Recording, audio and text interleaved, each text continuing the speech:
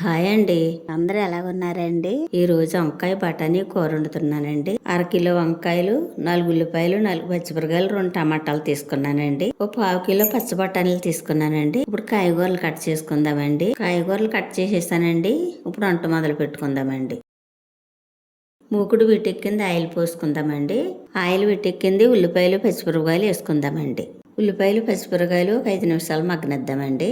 చక్కగా మగ్గిందండి. వంకాయ, టమాటా, బఠానీ వేసుకుందామండి.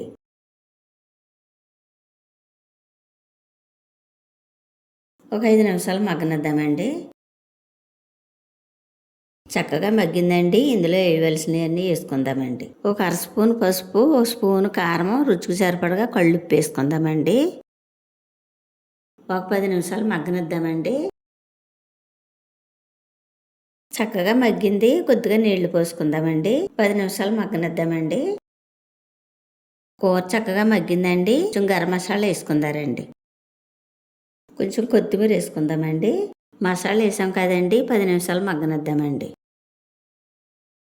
వంకాయ బఠానీ కూర రెడీ అయిపోయిందండి. వంకాయ బఠానీ కూర మీలో ఎంతమందికి ఇష్టమో కామెంట్ చేయండి.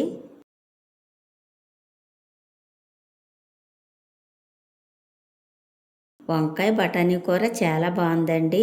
చాలా రుచిగా ఉందండి. మా వీడియో కనుక నచ్చితే లైక్ చేయండి. మరో వంటలో మళ్ళీ కలుసుకుందాం. Bye bye.